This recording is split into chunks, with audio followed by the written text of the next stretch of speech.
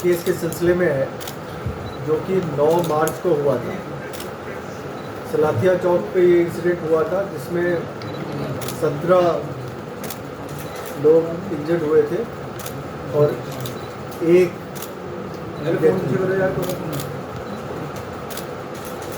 इस केस के सिलसिले में पिछले 2.5 महीने से लगातार उधमपुर डिस्ट्रिक्ट पुलिस की टीम जो है काम कर रही थी, जिसमें SHO, SDPO, additional SP, SP और DIG साहब, ये पूरी टीम लगातार इस केस के पीछे लगी रही और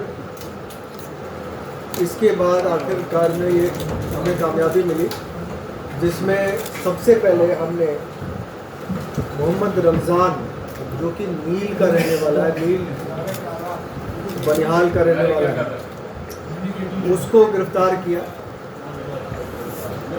इसकी गिरफ्तारी से ये पता चला कि ये लगातार पाकिस्तान में खुबैब नाम के लश्कर के आतंकवादी के साथ टच में था। खुबैब डोडा का रहने वाला है और 15-17 साल पहले ये पाकिस्तान चला गया था और वहाँ से लगातार लश्कर की गतिविधियों में शामिल रहा है। खुबैब ने इसको मोटिवेट किया। इसके फादर की डेथ 2003 में हुई थी, वो भी लश्कर के का एक आतंकवादी था और उस बुनियाद पे खुबैब ने इसको मोटिवेट किया और इसको ID उठाने में और प्लांट करने के लिए मोटिवेट कर दिया। 1 मार्च को इसने उधमपुर आके रेकी की।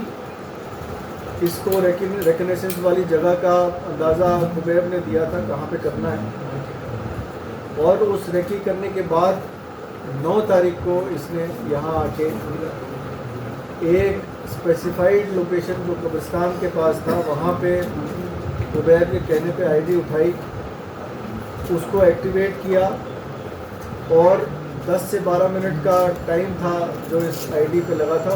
उस दौरान ये गया और इसने सलाथिया चौक पे इसको प्लेस किया और फिर वहाँ से निकल गया। इस काम को करने के लिए ना सिर्फ ये सेल्फ मोटिवेटेड था बल्कि इसको पैसे की भी प्रॉमिस की गई थी खुबैब के द्वारा और कुछ दिन बाद इसके अकाउंट में 30,000 रुपये डिपॉजिट हुए, डिपॉजिट किए थे। उसको भी आइडेंटिफाई किया और उसको भी गिरफ्तार किया।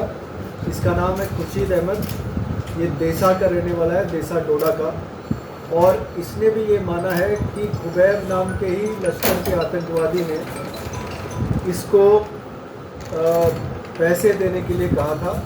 जो पहले जो आतंकवादी जिसको अभी गिरफ्तार किया गया है, जिसका नाम मोहम्मद रमज़ान है, उसको पैसे देने के लिए खुबैब ने इसको कहा था और इसने उसको उसके बैंक अकाउंट में पैसे जमा कराए थे। ये भी लश्कर से इस तरह से जुड़ा है कि इसका जो ब्रदर इन लॉ है ये लश्कर का आतंकी रहा है पहले और अब जाके वो पाकिस्तान में सेटल है और लश्कर की गतिविधियों में वो भी शामिल है।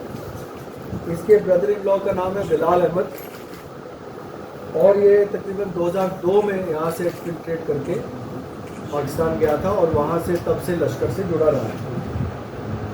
इसी कड़ी में खुबैब की जो मॉड्यूल है जो यहाँ पे काम कर रही है, उसमें एक और शख्स जिसका नाम है निसार अहमद खान, ये भद्रवाह का रहने वाला है, इसको भी गिरफ्तार किया गया है और इसने अपनी पूछताछ में ये भी बताया है कि वो खुबैब के साथ मोबाइल के ज़रिए, सोशल मीडिया ऐप के ज़रिए टच में था और इसने दिसंबर और जनवरी में कुछ IDs बेली चराना के इलाके से ले जाके डोडा में किसी को हैंडओवर किए थे। तो ये 3 गिरफ्तारियां हुई हैं इस केस के सिलसिले में। तफ्तीश अभी रवा है और इस केस में मज़ीद 2 IEDs जो है, जो छोटे वाले मैग्नेटिक बॉम्ब्स हैं, जो जिसको स्टिकी बॉम्ब भी आप कहते हैं, इसको भी रिकवर किया गया है इनकी डिस्क्लोजर पे। बाकी बैंक अकाउंट्स वगैरह की डिटेल की एनालिसिस की जा रही है और इस तफ्तीश के दौरान जो भी हमें तथ्य सामने आए हैं हम और भी मज़ीद जो केसेस हैं जो मिसाल के तौर पर रजौरी के केस हैं उसकी भी कुछ लीड्स हमें मिल रही है जिस पे हम काम अभी कर रहे हैं। सर माता वैष्णो देवी का जो ब्लास्ट हुआ था गाड़ी में, उसके साथ कोई लिंक इनका? फ़िलहाल अभी तक उस केस से कोई लिंक नहीं मिला है, लेकिन तफ्तीश अभी शुरुआती स्टेज पे है। बहुत सारे लोगों से इसमें पूछताछ करनी जानी है। अभी 10 से 15 लोगों को और पूछताछ के दायरे में शामिल किया गया है। मज़ीद खुलासे जब होंगे तो आपको बताया जाएगा। सर लेकिन ये जितने ब्लास्ट में चाहे रजौरी पुंछ का हुआ, ये जो उधमपुर, क्या ये कनेक्टेड है? क्या कुछ लीड्स आपको मिली? मैंने जैसे कि आपको बताया होगा, आईडी प्लांट करने की ट्रेनिंग कहाँ से ली इसने? आईडी तो उसको मिल गई, प्लांट कहाँ से किया उसने? आईडी प्लांट करने में बहुत बड़ी ट्रेनिंग की ज़रूरत नहीं है। इसमें सिंपल 2 तार खुले होते हैं जिनको जॉइन करना होता है और वो एक्टिवेट हो जाता है। उसको प्लेस करने में और ब्लास्ट होने में तकरीबन 10 से 15 मिनट का टाइम है। सर स्टिकी बॉम्ब का कितना खतरा आपको महसूस हो रहा है? अभी 7 स्टिकी बॉम्ब वहाँ पर भी मिले हैं कठुआ में और 2 इनसे मिले। इसका मतलब स्टिकी बॉम्ब एक बड़ा खतरा आपको लग रहा है और अमरनाथ यात्रा के मद्देनजर आप मानते हैं इसको? ये थ्रेट रियल है और इसमें जैसे कि आपने देखा है कि कुछ दिन पहले रिकवर भी हुए थे 7 स्टिकी बॉम्ब जो ड्रोन के ज़रिए गिराए गए थे। तो ये थ्रेट रियल है और इस आपके माध्यम से मैं सभी लोगों को बताना चाहता हूँ कि इस थ्रेट के लिए आप सतर्क रहें। हमेशा जब भी आप कहीं जा रहे हैं आ रहे हो अपनी गाड़ी का भी ख्याल रखें। गाड़ी पे सवार होते समय, गाड़ी से उतरते समय चारों तरफ मुआयना कर लें, कोई ऐसी चीज़ ना हो जो अनजान चीज़ लगी हुई हो गाड़ी के साथ। तो इसके लिए पब्लिक कोऑपरेशन की बहुत ज़रूरत है, पब्लिक के सहयोग की बहुत ज़रूरत है। हम किसी भी इंसिडेंट को प्रिवेंट कर सकते हैं अगर हम सतर्क रहें तो।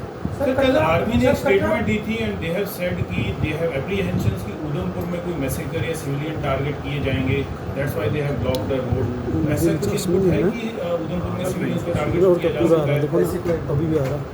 तो डबल किया है सर कटरा बस फायर इंसिडेंट में जो कहा गया था कि इसमें कोई केमिकल यूज हुआ, अभी तक उसका कुछ पता नहीं। उसकी फॉरेंसिक रिपोर्ट्स अभी तक नहीं आई है और इस मॉड्यूल से भी उसके बारे में हमें कोई स्पेसिफिक लिंक नहीं मिले। सर क्या पुलिस डिपार्टमेंट को भी सेंसिटाइज, मतलब जवानों को सेंसिटाइज किया जा रहा है स्टिकी बॉम्ब्स को लेकर? बिल्कुल किया जा रहा है।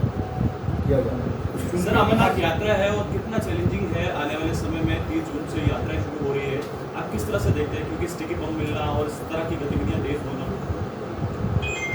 जो चैलेंजेस हैं उसको हम फेस कर रहे हैं और उसकी जो प्रोएक्टिव स्टेप्स ले रहे हैं उसी का नतीजा है कि उधमपुर पुलिस ने अभी तक ये केस को सॉल्व किया है।